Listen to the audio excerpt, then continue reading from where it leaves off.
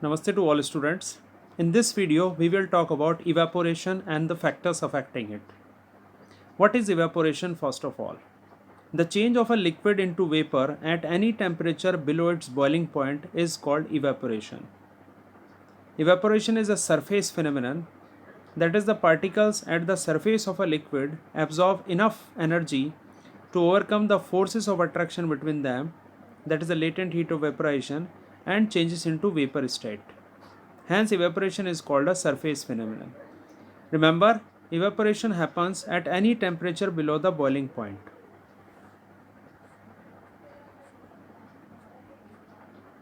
Now let's talk about the factors affecting evaporation. The rate of evaporation depends upon surface area, temperature, humidity, and wind speed. How do these factors affect the rate of evaporation? Let's see. Increase in the surface area increases the rate of evaporation. We can understand it by taking a suitable example from everyday life. We take tea in saucer. In saucer, the tea gets cold soon.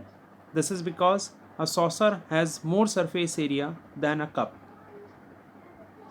We spread the cloths so that they get dry soon. This is because spreading of cloths increases the surface area and the rate of evaporation becomes fast. Increase in temperature also increases the rate of evaporation.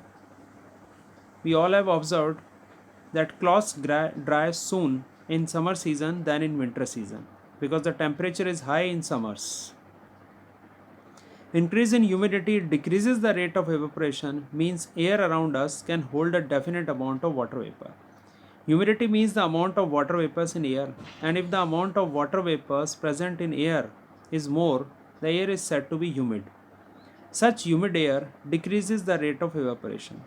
This is because of the same reason that cloths do not dry soon in rainy season, because the air that blows in during rainy season contains more water vapors in it.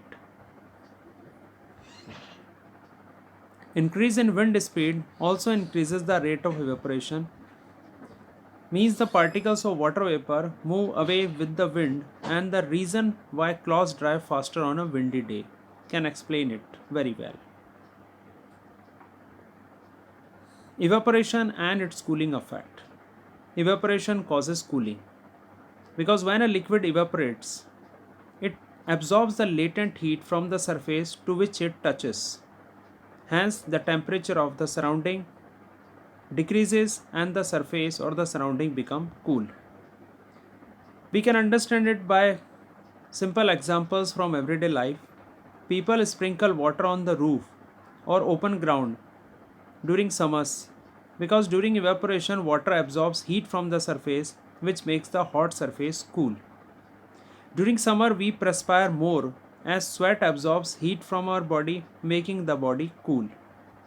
Wearing cotton clothes in summer keeps us cool because cotton absorbs sweat, and when the sweat evaporates it absorbs heat from our body, thus making the body cool. Desert cooler also work better on a hot and dry day as the rate of evaporation is more in such conditions. Earthen pot, that is matka, we use at home has minute pores on its surface through which water seeps out. This water evaporates, taking the latent heat of the water inside the earthen pot, making it cool. This is how earthen pot keeps the water cool during summers.